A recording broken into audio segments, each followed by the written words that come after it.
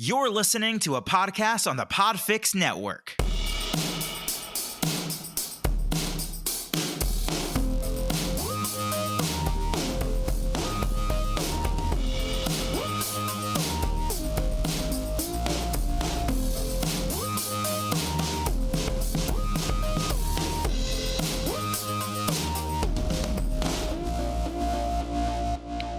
Good morning, Cowboys, and welcome back to another episode of Little Bits and Pieces featuring Walrus. I'm your host for today, Christian Torres. Joining me today are my other members of Walrus, Matt Walker. Hi, everybody. And Jeffrey Fella. Hey, Cowboys, it's me, Jeffrey Fella, here as a member of Walrus and a co-host on the show, and going to be talking to you about fun topics today with the host and the other co-host. Yeah, welcome to Little Bits and Pieces. I am Matt Walker, as I had said, and the Christian is hosting this just episode. To remind so you, I am your host for today, Christian Torres. Christian's definitely hosting, but as your co-host, Jeffrey Fella, I'm going to be coming at you live with some really interesting improv facts and tidbits to make your life more engaging. Excited to be here with you, Cowboys. Very right because you are, Christian's Matt. going to be hosting an amazing episode today. So this is going to be one of the best episodes that you guys have ever seen. We got some fun stuff planned for you today, so stick around because we're talking improv. Oh boy, are we. Comedy. Anyway, yeah, so we look towards me now. Now we're not doing a little fun bits, huh? We look towards guidance, look for a strong hand from Papa to tell us what to do now, huh? Oh. Christian, we were wrong. Please, Daddy. We need you now. Daddy. We need you. Well, it's funny that we should talk about authority figures because today we are talking about advice that those are for authority figures. Today we are talking about advice that we received throughout our creative improv journeys, things that have resonated with us, things that maybe we remember, that we've told other people when we've taught improv, or things that we talk about at a bar when people aren't really listening, but we want to wax poetic about things that are important to us, to the detriment of the conversation. Well, I'll start with something that I once said. You're going to quote yourself? I'm kidding. I am. A wise man once said, "Hi, my name is Matt Walker." A wise man named Matt Walker. No, I've gotten a lot of really good little tidbits from people. What's funny is I feel like all the tidbits I've gotten are like, wow, that's pretty profound. But like it was just kind of like thrown out there. You know what's funny? I feel like the things that resonate with me are incredibly obvious things. Yes. I'm going to say one of the things I'm thinking of later on, and it's going to be like, yeah, obviously. But there's this feeling of like, I don't know, just it's less even about what the advice is and more about like the time in my life when I got the advice. I was in like the right place to be like, oh yeah, that's a good point, What the hell? What is it? So to leave us in suspense. Oh no, here. sorry. The one thing that I think of is it was something that wasn't even told to me. I was just like in a conversation where somebody had mentioned about like somebody had talked about like improvisation, like is acting. I think was the thing they had said, and it was just sort of a conversation about like sort of how a lot of improvisers don't consider themselves as like actors. They consider themselves comedians first, and so like I don't know, like I forget who just. Some random person who said like improv is acting. That sort of resonated with me in like an interesting way. Like, yeah, it really is. It's just, it's just like I've heard this is. I think it was Ray Liotta who said it. Before he died peacefully in his sleep in the Dominican Republic. Yeah, actor of Goodfellas fame. Well, Jeff, you were just telling me that your best bit of advice that you've gotten was acting is improv. So that's kind of funny. Yeah, but it's fine. I feel like that was already kind of taken. So it's taken. Cool. Do you remember any who said that? Like in context, it was just in a conversation. Who, me? I already. Yeah. It was at like a festival once, and I just heard somebody say it, and I was just like, yeah, because I think up until that point, like I was in a boat where I would never really consider myself an actor, and even like when I've performed with people, I could always tell when somebody had like more of like a theater background training as opposed to like a American improv comedy background. I feel like you could always kind of tell a distinction there, and so I think just kind of hearing that sort of made me at the time where I was, I think like still in college, I think at the time it was a sort of a move towards, yeah, I really don't need to think of these as being two distinct skill sets. I don't really need to think of them as being like, oh, I'm not like a real actor. It's like, oh, I like, because I think the way I like to improvise now too, I do like to treat things in the scene as they're sort of as if they were happening, even when they are like silly and stuff. And I don't always do that, but I do think there's something to be said for just like treating things with a level of verisimilitude,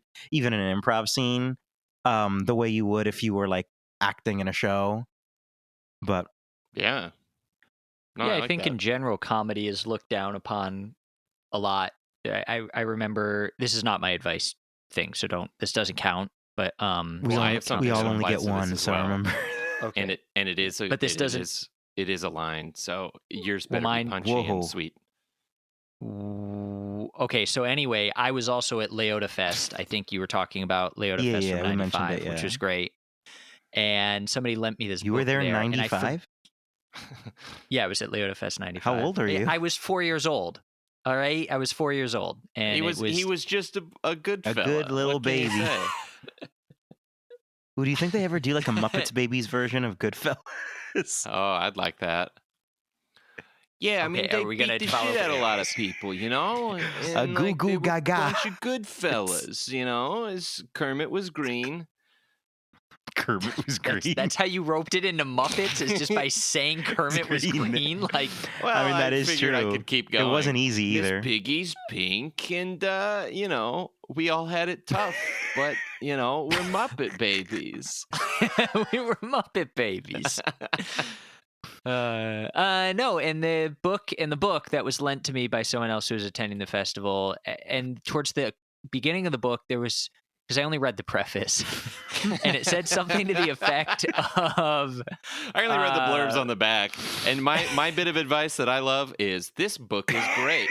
New York Times. no, it was really good. It said, we often think of drama as the real like theater, but realistically, like in the history of theater, comedy holds such a like evergreen place. Like it's always present. Like the comedy is always being done, but it just always seems to be that like drama is considered the universal and the highest form of acting, but comedy is Yeah. just always there. And I don't know. I guess I won't say it's older than drama, but it is just always present. And Well, so, I would say like drama is unfiltered is how I think of it. Like if someone says your dog died, drama, all you have to do is take that in and be like, oh, I'm sad, right? But comedy you have to filter it through all these different things. What's the best choice here to get a laugh? What's the next step of this? How can I make this into a fun thing? But the line that I was told recently, and this was great, this was Kevin Allen actually. He said the characters in a comedy don't know they're in a comedy. Yeah. Right? They don't, and like, yeah. So they're just acting, and the comedy comes from the situations that they are in and them dealing with them, but it's not like them being like, like when someone goes, "Oh, my dog died," and they go, like that would be insane. Right. That would be not I funny. mean, there is something to that. I think we talked about it in a previous episode. That's sort of like winking out. That sometimes that comes, I think, from a level of like insecurity in your work of being like, oh, waka waka, wasn't that crazy? Right. And I think it's interesting too that in the landscape of media, I do feel like we've moved to this place where like what is drama and what is comedy are very much like nebulous these days, where I feel like a lot of like prestige dramas are like really black comedies, you know, and sort of I will go and say that that's not, at least for my own preference, I don't always love that. I think there's a lot of trouble with tone in a lot of modern media. I mean, there's so much modern media that it's easy to find examples, but I'll definitely watch a show and it's like, wait, this is a dark comedy, isn't it? But like it's portrayed as a drama, and as an audience member, that can get confusing. I'm just going to put that out there. It can be, but I think sometimes like I think there's just something to be said for like realizing that these aren't like separate. Yeah, they aren't necessarily separate things. It's not like these things can't be like this part of the same tool belt, and part of the same repertoire of material. I guess your mileage is always going to vary about what you personally resonate with, but. Yeah, and what you happen to resonate with, Jeff, is wrong. So we're saying we. I really that, like. and I that's like a when bad you have a thing that you don't clown like. that comes out. So no, okay, I get your point. Like you have a Pagliacci, right, and he's sad, and it's a sad clown. Well, I mean, even in like the funniest comedies, I think it's very rare that you don't have at least like a scene that tries to like take things, emotionally.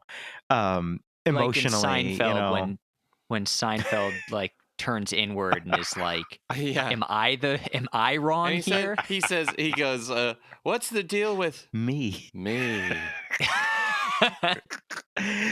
but I guess Seinfeld's probably a bad example. Like I'm trying to plumb the mind now of like of a moment where like because even George's fiance dies and he's like, oh, okay, whatever. Well, it's whoa, I haven't gotten to that point. What Spoiler the fuck? alert. It's like 30, 40 years old at this point. But Sorry. I'm not there. You'll love the moment when she does. But no, like Judd Apatow movies for me are a great example of that. But I almost think that his comedic or his films are basically like pathos. They're playing with pathos through comedy.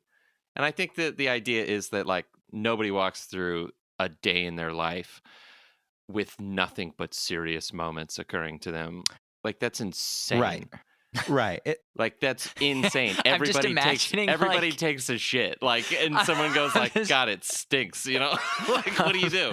I was just imagining like Jason Bourne is like running through a market somewhere, in like another country, and then all of a sudden a clown pops out. He's like, and he's like, it's like, and he goes, "You won't believe," and then he runs. Yeah, you won't believe what happened to me, but now I have to kill you. Well, I think comedy appearing in like dramatic situations is something that you see like all the time. Like there's like very few, I think, works that are long enough that don't have at least one joke in them, at least one like comedic bit to cut tension. But I think there's something. Its overuse is also bad. Its overuse could also be bad, but there's something also to realize that you can go the other way, and you can have like in comedy you can take a beat to like play something earnestly and play something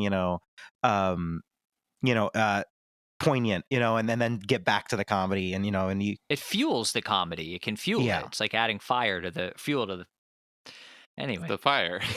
Sure, or whatever. Yeah. Well, what about you, Jeff? What kind of advice have you received over your something that's like resonated with you that you've kept with you, carried like a torch? Probably just that all things die. Are affected by impermanence. Yeah, basically. Is that all really things true? are affected by impermanence. Oh, who said that? I know who said that. Who taught you that? Siddhartha, the Buddha. Kind of. That's the Buddha? Thing. Matt, of course, is talking about a mutual acquaintance of ours that worked at Subway that we would go to. Yeah. What? Like the sandwich restaurant? Yeah. There's a guy. He'd do that classic joke where he'd go, "What would you like on your sandwich?" And Jeff would go, "Everything," and he'd say like, "All of that is subject to impermanence," And I was like, "Yeah, whoa. that classic line of dialogue. All of that is on your sandwich is subject to impermanence." And I was like, "Yeah, it is." And then I chowed down. Yeah, because you're gonna eat it. It was great. And I learned about the Buddha Dharma that day. It was really fantastic. I used to go to Subway a lot for my lunches back when I worked at a grocery store. And once I was watching a documentary about Power Rangers on it, and the person who worked there saw me watch it. And then every now and again, they're like, "Oh, you watching Power Rangers again?" I'm like, "No, I was watching a documentary about Power Rangers." It's completely different. Okay. That story, from your perspective, doesn't make it sound any more. It's That's just funny. as equal, depending on whose perspective you're telling it from. I'm watching a story about the story of Power Rangers, and he's like, "Are you watching that?" And you're like, "Yeah." I'm Yeah. rewatching it.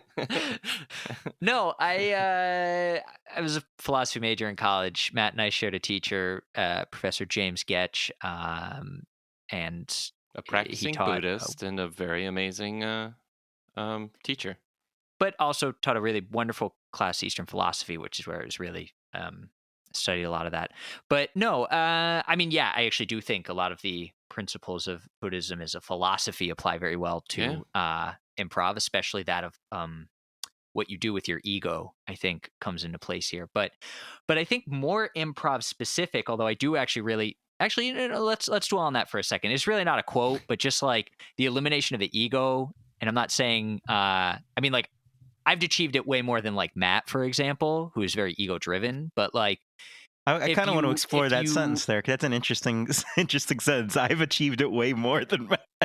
Feels like a very right, like egotistic sentence to have. I have like zero ego, so it's like great, Yeah. and it's really just awesome, and that's why a lot of people like gravitate towards me naturally. Is that why and you keep taking your glasses off and being like, I'm too good for this? Making that face no, of like, but I'm too good for this. he did it.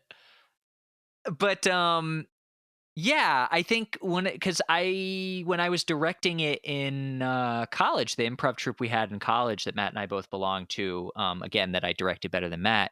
When I was directing it, a thing that like I would always try to kind of harken back to is just like no scene is sacred. Like no scene is going to be your best scene. Like just when it's done, you just let it go. And it's kind of that same idea, because I think when you carry yourself into the scene instead of just being the character, and I guess actually really we do kind of perform as ourselves in scenes a lot, so maybe it's not the best advice coming from us, but I think if you can kind of lose that and just actually just do the scene, and when it's done, rather than be like, oh, that was an awful scene, I'm so angry or whatever. And not everyone has this problem. Some people are really, really good with it, but you do see it. Like people who are just like, you were stepping all over my toes in that scene. And it's just like, you just have to let that go. Right. It's just like Lego sand in the wind, you know? let go your ego. Yeah. Let go my ego. The other advice I got was to surrender the MacGuffin. So, well, on that first thing, and another bit of advice that I've gotten, or not advice, but these lines are, this was Anthony Francis.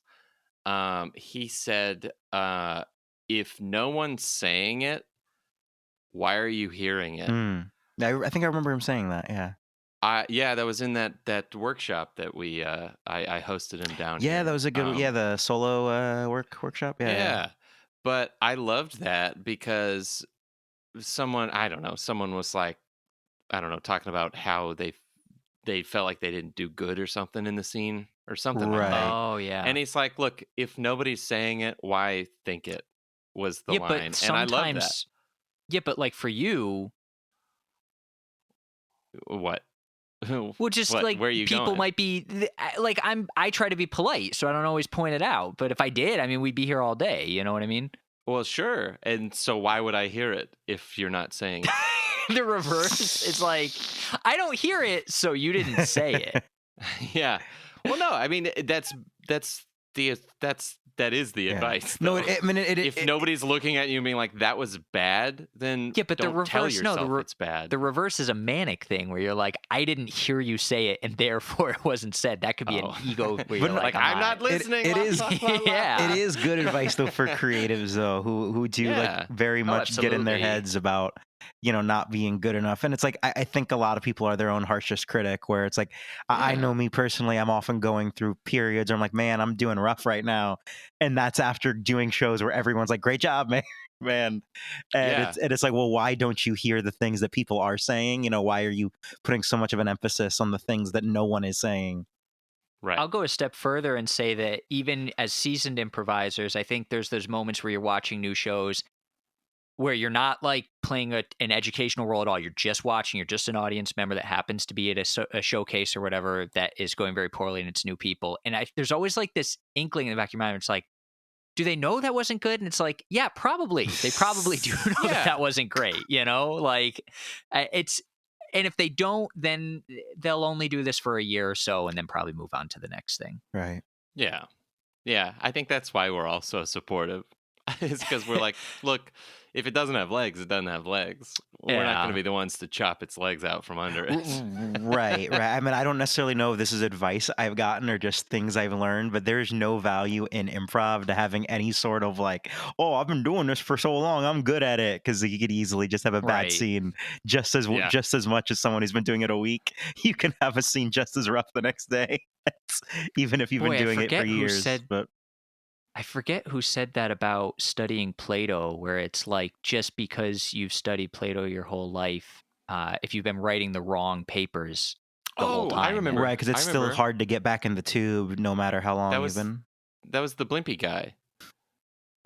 The guy from Blimpies. Anyway, yeah, sure. What's your dumb advice thing, Matt? I've said 2. I do have another one. Well, you have to come up with one that's not related to ours. Okay, then how about this one? Yeah.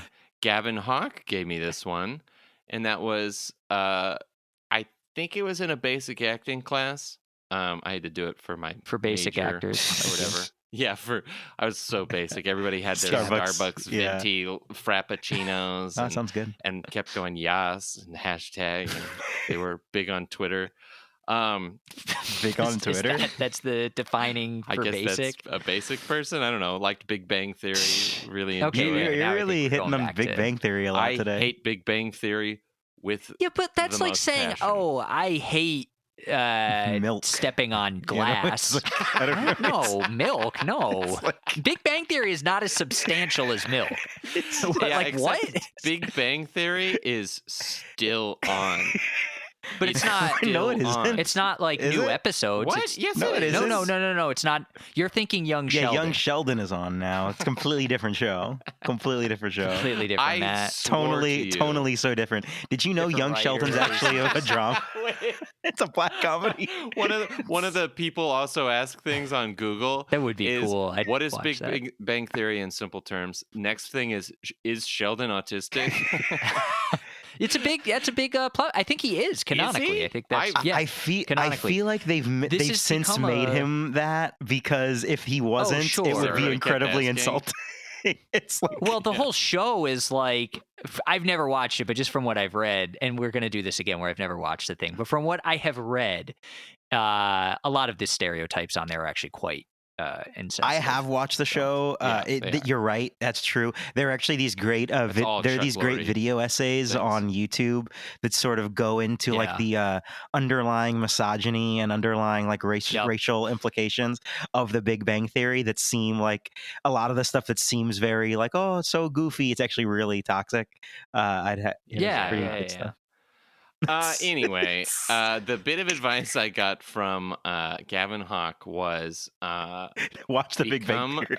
become Young Sheldon. No, Great. no, is become a student of life, and we've talked about it many times. Yeah. but like just expanding your knowledge pool makes you such a better, not just improviser, but actor, and not just actor or improviser, but human being. Right. And it's like, that one has resonated with me for almost 14 years. Yeah. And it's like every time it gets stuck in my head, and I'm like, that is such a beautiful and simple bit of advice on how to become a better improviser. Yeah, I think the longer you do it, the more important that becomes, because it becomes too easy to like perform based off what you know, and if all you know is that you've been doing improv for so long, you suddenly your work is just going to become really like up its own ass, and right. Well, are you what? Are you sad that when you die, like all of that effort is just going to go out the window? No, because I understand what our Subway guy told us, and that is that the tuna, don't order the tuna. It's not tuna. I never interpreted it that way, but now that you're saying it out loud, I think I have a lot of. I swear, because thinking to when do. he said that, you were all like, the Buddha, and all this stuff that was like, what does that have to do with tuna? And he's just like, okay. You're like, oh, yes, the Dharma is truly the way to live your life. Through Dharma, we find the things Hey, that what we is need. Dharma? Because they talked about it on Lost a lot, but I never really saw the connection between that and the philosophy. So Dharma, I believe, is basically like the guidelines Hmm. of living. Oh, okay. And then Like But the isn't it- Dharma wheel in Hinduism is literally like right speech, right Re- blank, right is that this, what right Dharma and that. Greg is about? No, but I think my understand it's not just the rules as in like the Yeah, it's rules not as laid out in rules, like a yeah. 10 commandments. It's in the sense of like how reality is regardless of interpretation. So for example, impermanence is, a part of the Buddha Dharma because like And no matter speaking how of you feel impermanence, about there it. are many things that are impermanent, such as the podcasts. And the one that we are on right now is an impermanent thing. Yes. Oh, we have to end it. All right. Bye, Cowboys. So anyway, we have to end it thanks now. for It has to be over. thanks for listening. Bye. Hi, I'm Christian Torres from Walrus. If you're interested in supporting this show, the best thing that you can do is rate and review us on Apple Podcasts and Spotify. Make sure to check out walrus.com, that's WALLARES, for a full list of our socials, including Facebook, Instagram, and Twitter. Stay tuned for news about any live shows that we may have, and new episodes of Little Bits and Pieces come out every Thursday wherever you get your podcasts. The show you've just listened to is a part of the Podfix Network. To listen to other shows on the network, head over to podfixnetwork.com. Follow on Twitter @Podfix and join the Podfix Nation at facebook.com/Podfix.